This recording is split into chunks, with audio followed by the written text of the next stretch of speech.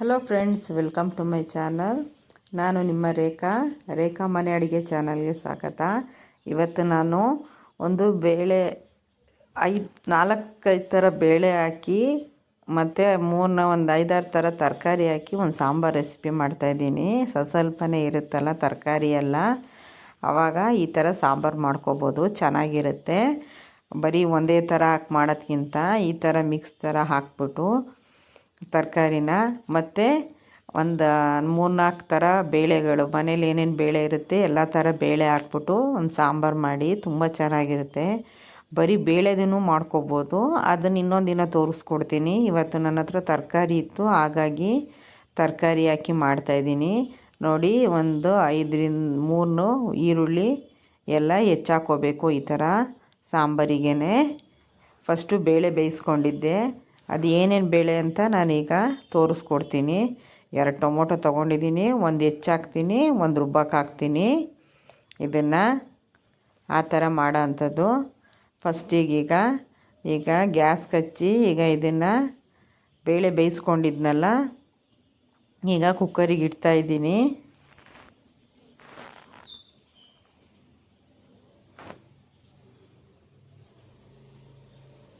ಈಗ ನೋಡಿ ಏನೇನು ಬೇಳೆ ಅಂತ ತೋರಿಸ್ಕೊಡ್ತೀನಿ ನಾನೀಗ.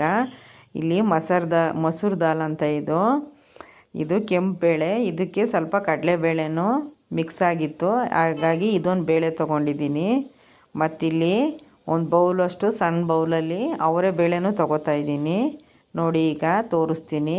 ಇದು ಅವರೇ ಬೇಳೆ, ಈಗ ಇದನ್ನು ತೊಗೊಂಡಿದ್ದೀನಿ. ಮತ್ತು ಒಂದು ಬೌಲಷ್ಟು ಹೆಸ್ರು ಬೇಳೆನೂ ತೊಗೊಂಡಿದ್ದೀನಿ. ಮತ್ತು ತೊಗರಿ ಬೇಳೆನೂ ತೊಗೋತೀನಿ ಒಂದು ಬೌಲಷ್ಟು. ಇದಿಷ್ಟನ್ನು ತೊಗೊಂಡು ಈಗ ನಾನು ತೊಳೆದ್ಬಿಟ್ಟು ಕುಕ್ಕರಿಗೆ ಹಾಕ್ತೀನಿ. ನೀಟಾಗಿ ತೊಳ್ಕೊಬೇಕು. ಇದು ಹೆಚ್ಚು ಕಮ್ಮಿ ಈಗ ಕಡಲೆಬೇಳೆನೂ ಸೇರಿ 5 ಥರ ಬೇಳೆ ಹಾಕಿದ್ದೀನಿ. ಈ ಥರ ಒಂದು ದಿವಸ ಸಾಂಬಾರು ರೆಸಿಪಿ ಮಾಡಿ ನೋಡಿ, ತುಂಬ ಚೆನ್ನಾಗಿರುತ್ತೆ. ಸ್ವಲ್ಪ ಬೇಳೆ ಇದ್ದಾಗ ಅಯ್ಯೋ ಬೇಳೆ ಇಲ್ಲಲ್ಲ ಏನು ಮಾಡೋದು ಅಂತಿದ್ದಾಗ ಈ ಥರ ಸಾಂಬಾರು ಮಾಡಿ ಚೆನ್ನಾಗಿರುತ್ತೆ. ನಾನು ನೋಡಿ ಇಲ್ಲಿ ಒಂದು ನವಿಲುಕೋಸು, 2 ಕ್ಯಾರೆಟು, ಆಮೇಲೆ 1-2 ಜವಳಿಕಾಯಿ ಇತ್ತು, 1-2 ಬೀನ್ಸ್ ಇತ್ತು, ಆಮೇಲೆ 1 ಬದನೆಕಾಯಿನ ಹೆಚ್ಚಾಕೊಂಡಿದ್ದೀನಿ ಅಷ್ಟೇ. ಬೇಕು ಅಂದರೆ ನೀವು ಒಂದು ಆಲೂಗಡ್ಡೆ ಇತ್ತು ಅಂದರೆ ಆಲೂಗಡ್ಡೆನೂ ಹಾಕ್ಕೊಬೋದು, ಚೆನ್ನಾಗಿರುತ್ತೆ.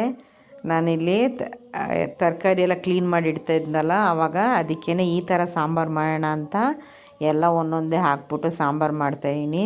ಈಗ ಬೇಳೆನ ತೊಳೆದ್ಬಿಟ್ಟು ನೋಡಿ, ಆ ಬೇಳೆ ಮುಳುಗೋವಷ್ಟು ಮಾತ್ರ ನೀರು ಹಾಕಿದ್ದೀನಿ. ಇಷ್ಟೇ ನೀರು ಹಾಕಬೇಕು, ಜಾಸ್ತಿ ಹಾಕಬಾರ್ದು, ಆಮೇಲೆ ಬೇಳೆ ಉಕ್ಕೋ ಚಾನ್ಸಸ್ ಇರುತ್ತೆ. ಹಾಗಾಗಿ 1 ಟೇಬಲ್ ಸ್ಪೂನಷ್ಟು ಅರಿಶಿನ ಹಾಕಿದ್ದೀನಿ. ಹಾಗೆ 1 ಟೇಬಲ್ ಸ್ಪೂನಷ್ಟು ನಾನು ಜೀರಿಗೆನ ಬೇಯೋಕ್ಕೆ ಹಾಕ್ತಾಯಿದ್ದೀನಿ. ಈಗ ಇದನ್ನು ಒಂದು ವಿಷಲ್ ಹೊಡೆಸ್ಕೊಳ್ಳೋಣ ಸಾಕು. ಅದು ಸ್ವಲ್ಪ ಲೋ ಫ್ಲೇಮಲ್ಲಿಟ್ಟೆ ಹೊಡೆಸ್ಕೊಳ್ಳಿ, ಆವಾಗ ಬೇಳೆ ಚೆನ್ನಾಗಿ ಬೇಯುತ್ತೆ. ಹೈ ಫ್ಲೇಮಲ್ಲಿಟ್ಟು ಓಡಿಸ್ಬಿಟ್ರೆ ಅದು ನೀರನ್ನು ಜಾಸ್ತಿ ಇಟ್ಟಿರಲ್ವಲ್ಲ, ಹಾಗಾಗಿ ಬೇಗ ವಿಷಲ್ ಬಂದುಬಿಡುತ್ತೆ, ಆದರೆ ಬೇಳೆ ಬೆಂದಿರಲ್ಲ. ಹಾಗಾಗಿ ನೋಡಿ ಈಗ ನಾನು ಒಂದು ವಿಷಲ್ ಹೊಡೆಸ್ತೀನಿ ಸಾಕು. ಯಾಕೆ ಅಂದರೆ ಮತ್ತೆ ಆಮೇಲೆ ಸ್ವಲ್ಪ ಸ್ಮ್ಯಾಶ್ ಮಾಡ್ತೀವಲ್ಲ ಅವಾಗ ಸರಿ ಆಗುತ್ತೆ. ನೋಡಿ ಈಗ ಬೇಳೆ ಬೆಂದಿದೆ, ಎಷ್ಟು ಪರ್ಫೆಕ್ಟಾಗಿ ಬೆಂದಿದೆ ನೋಡಿ. ಈಗ ಇದನ್ನು ಒಂಚೂರು ಸ್ಮ್ಯಾಶ್ ಮಾಡಿದ್ರೆ ಸಾಕು, ರೆಡಿ ಆಗುತ್ತೆ. ನಾವು ಮತ್ತೇನು ಇದು ಮಾಡೋ ಅಂಥದ್ದು ಇಲ್ಲ, ಜಾಸ್ತಿ ಏನು ಬೇಯಿಸೋ ಅಂಥದ್ದಿರಲ್ಲ.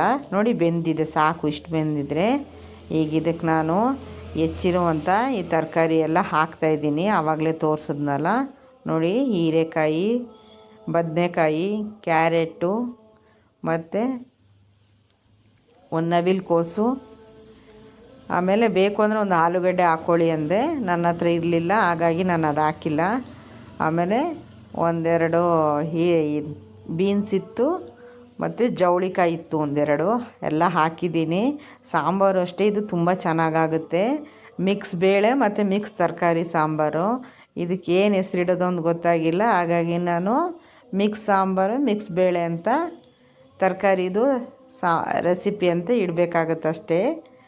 ಇದಕ್ಕೆ 4 ದಪ್ಪ ಹೆಚ್ಚಿರುವಂಥ ಈರುಳ್ಳಿ ಹಾಕ್ಕೋತಾ ಇದ್ದೀನಿ ನೋಡಿ. ಈ ಥರ ಯಾವತ್ತು ಬೇಳೆ ಸಾಂಬಾರೆಲ್ಲ ಮಾಡೋದಿದ್ರೆ ಈರುಳ್ಳಿನ ರುಬ್ಬಕ್ಕೆ ಹಾಕ್ಬಾರ್ದು, ಈ ಥರ ಹೆಚ್ಚೆ ಹಾಕಬೇಕು ಬೇಯಲಿಕ್ಕೆ. ಆಮೇಲೆ ಒಂದು ಟೊಮೊಟೊನ ಕಟ್ ಮಾಡಿಬಿಟ್ಟು ಬೇಯಲಿಕ್ಕೆ ಹಾಕ್ತೀನಿ. ಒಂದು ಟೊಮೊಟೊನ ಸ್ವಲ್ಪ ಕಾಯಿ ಜೊತೆ ರುಬ್ಬಲಿಕ್ಕೆ ಹಾಕ್ತೀನಿ. ನೋಡಿ ಈಗ ಬೇಯಲಿಕ್ಕೆ ಇಡ್ತಾಯಿದ್ದೀನಿ. ಜೊತೆಗೆ ಗ್ಯಾಸ್ ಕಚ್ಚಿ. ನಿಮ್ಗೇನಾದ್ರು ಈ ರೆಸಿಪಿ ಇಷ್ಟ ಆಯಿತು ಅಂದರೆ ನನಗೆ ಇದಕ್ಕೆ ಒಂದು ಲೈಕ್ ಕೊಡೋದನ್ನು ಮರಿಬೇಡಿ. ಹಾಗೆ ಏನಾದ್ರು ಕಮೆಂಟ್ ಇದ್ದರೆ ನನಗೆ ತಿಳಿಸಿ, ಮತ್ತು ಹೆಚ್ಚು ಜನಕ್ಕೆ ಇದನ್ನು ಶೇರ್ ಮಾಡಿ. ನನ್ನ ಚಾನೆಲ್ನ ಹೊಸ್ದಾಗಿ ನೋಡ್ತಿದ್ದವರು ನನ್ನ ಚಾನಲ್ಗೆ ಸಬ್ಸ್ಕ್ರೈಬ್ ಮಾಡ್ಕೊಳ್ಳಿ. ನೋಡಿ ಈ ಥರ ಒಂದು ಟೊಮೊಟೊನೂ ಹಾಕಿ ಇದನ್ನು ಹಾಕಿ ಸ್ವಲ್ಪ ಇದರಲ್ಲೇ ಬೇಯಲಿಕ್ಕೆ ಇಡ್ತೀನಿ.